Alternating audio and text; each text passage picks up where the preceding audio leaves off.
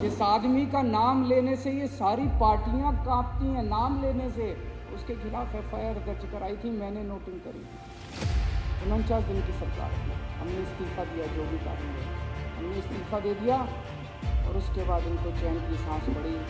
अप्रैल का महीना आया, ये चुनाव लड़े और उसके बाद इनको पूरी, ये लोग जीत गए भारी बहुमत से, मोदी जी की जीत हुई और सारी तरफ हुआ मोदी ईरा, मोदी एज, मोदी युग आ गया। इनको पूरी उम्मीद थी कि आम आदमी पार्टी अब खत्म है। साल 2014 में अप्रैल के महीने में लोकसभा के चुनाव होने वाले थे।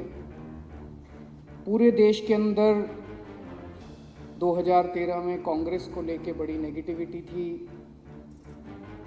चारों तरफ ऐसे लग रहा था जैसे मोदी लहर चल रही है, मोदी लहर चल रही है।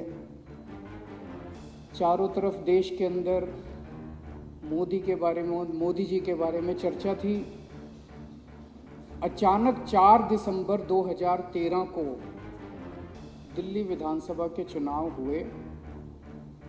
8 दिसंबर को नतीजे आए और 8 दिसंबर को कुछ अद्भुत हो गया कि एक नई पार्टी, जिसके पास ना आदमी, 4 आदमी नहीं थे, 4 रुपए नहीं थे, कोई चुनाव लड़ने वाला नहीं था।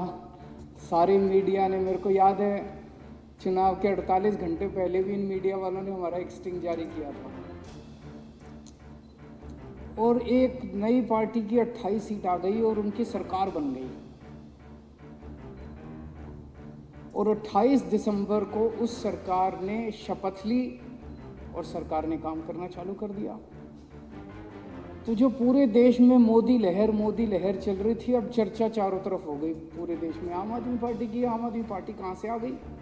सारे देश में आम आदमी पार्टी की चर्चा। मेरे को याद है जनवरी के फर्स्ट वीक में टाइम्स ऑफ इंडिया के फ्रंट पेज के ऊपर हेडलाइन थी कि उन्होंने सर्वे कराया और आम आदमी पार्टी की 150 सीट आने वाली हैं।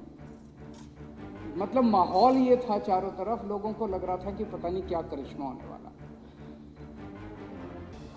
आप सोच सकते हो मोदी जी के दिल पे उस टाइम क्या गुजर रही होगी। आदमी बेचारा प्रधानमंत्री बनने जा रहा है और एक अचानक पता नहीं एक छोटे से राज्य, आधे राज्य के अंदर एक नई पार्टी आई और उसने हंगामा शुरू कर दिया। हमारी सरकार 49 दिन ही चली, लेकिन उस 49 दिन को लोग आज भी याद करते हैं। उस 49 दिन में जो अभी कुलदीप कह रहा था, पूरे दिल्ली के अंदर भ्रष्टाचार खत्म हो गया। कम नहीं हुआ, खत्म हो गया। लोग बताते हैं, ये पंजाब जो हम जीते, पंजाब के ट्रक ड्राइवर जो दिल्ली आते हैं वो बताते हैं जी, चौराहों के ऊपर पुलिस वालों ने पैसे लेने बंद कर दिए।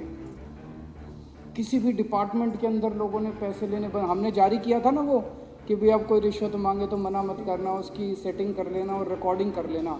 रिकॉर्डिंग मेरे को भेज देना और मैं उस अफसर को जेल भेज दूंगा। 32 अफसरों को जेल भेजा हमने 49 दिन में। दिल्ली के अंदर से भ्रष्टाचार खत्म हो गया।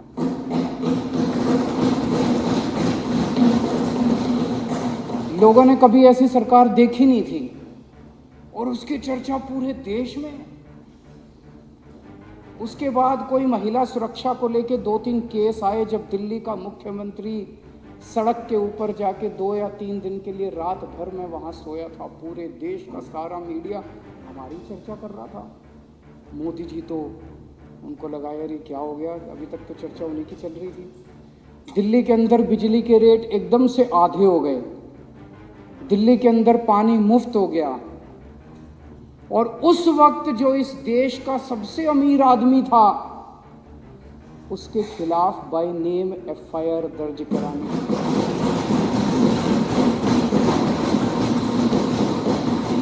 जिस आदमी का नाम लेने से ये सारी पार्टियां कांपती हैं, नाम लेने से, उसके खिलाफ एफआईआर दर्ज कराई थी, मैंने नोटिंग करी थी। 49 दिन की सरकार थी, हमने इस्तीफा दिया, जो भी कारण रहे हमने इस्तीफा दे दिया। और उसके बाद इनको चैन की सांस पड़ी। अप्रैल का महीना आया, ये चुनाव लड़े और उसके बाद इनको पूरी, ये लोग जीत गए भारी बहुमत से, मोदी जी की जीत हुई और सारी तरफ हुआ मोदी ईरा, मोदी एज, मोदी युग आ गया। इनको पूरी उम्मीद थी कि आम आदमी पार्टी अब खत्म हो गई है।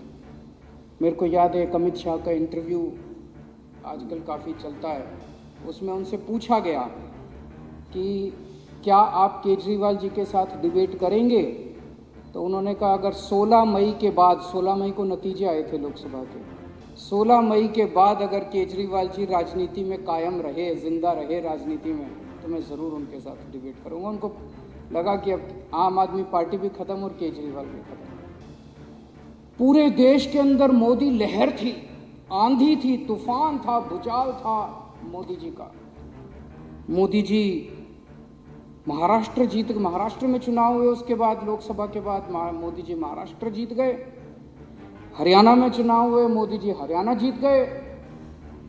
झारखंड में चुनाव हुए, मोदी जी झारखंड जीत गए। फिर नंबर दिल्ली का आया। फरवरी 2015 में दिल्ली के चुनाव हुए और दिल्ली में 70 में से 67 सीट आम आदमी पार्टी।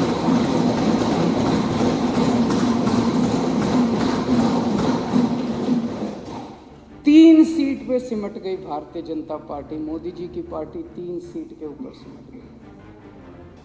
आप सोच के देखो उस वक्त उस व्यक्ति के दिल पे क्या गुजरी होगी जो घोड़े पे बैठ के निकला था और जीतता जा रहा है, जीतता जा रहा है, जीतता जा रहा है, चारों तरफ जीतता जा रहा है। जहां जा रहा है, जिस राज्य में से गुजर जाता है वहां जीत जाता है। और उसका रथ दिल्ली वालों ने रोक दिया, उसका घोड़ा रोक दिया। वो लव और कुश ने, दिल्ली वालों ने उनका घोड़ा दिल्ली वालों ने रोक दिया। उस दिन मोदी जी ने कसम खाई थी, इस आम आदमी पार्टी को मैं खत्म करूंगा और इनकी सरकार को खत्म करूंगा। पर भगवान तो भगवान है, भगवान ने कुछ और ही सोच रखी थी। एक तरफ मोदी जी का पूरा तंत्र लग गया आम आदमी पार्टी को खत्म करने के लिए, आम आदमी पार्टी को तहस नहस करने के लिए पूरा तंत्र लग गया। और ऊपर वाले का करिश्मा देखो, ऊपर वाले ने 9 साल के अंदर आम आदमी पार्टी को इस देश की तीसरी सबसे बड़ी पार्टी बनाई। 3rd लार्जेस्ट पार्टी, बीजेपी और कांग्रेस के बाद 3rd लार्जेस्ट पार्टी बना दिया। ऊपर वाले ने करिश्मा कर दिया। मोदी जी का पूरा तंत्र लग गया। उन्होंने पूरी कोशिश की खत्म करो इनकी पार्टी। उसके ऊपर भी मैं आऊंगा अभी एक एक करके। तो हमारी सरकार बनी 14 फरवरी 2015 को। 23 मई, फरवरी, मार्च, अप्रैल, मई, 3 महीने के अंदर प्रधानमंत्री जी ने एक आदेश पारित किया। MHA ने, केंद्र सरकार ने एक आदेश पारित किया कि अब दिल्ली सरकार का एंटी करप्शन ब्रांच और सर्विसेज के ऊपर कोई अधिकार नहीं रहेगा। केंद्र सरकार कैसे कर सकती है यार? संविधान में लिखा है ये हमारा है। कल को कह देंगे उड़ीसा सरकार का बिजली के ऊपर कोई अधिकार नहीं रहेगा। अरे बिजली स्टेट गवर्नमेंट का सब्जेक्ट है यार। कल को कह देंगे महाराष्ट्र का एजुकेशन के ऊपर कोई अधिकार नहीं रहेगा, एजुकेशन स्टेट सब्जेक्ट है यार। कल को कह देंगे तमिलनाडु का व्यापार के ऊपर कोई शब्द नहीं रहे। तो बिल्कुल असंवैधानिक ऑर्डर, अनकॉन्स्टिट्यूशनल ऑर्डर पास कर दिया कि दिल्ली की चुनी हुई सरकार का एंटी करप्शन ब्रांच और सर्विस। एंटी करप्शन ब्रांच क्यों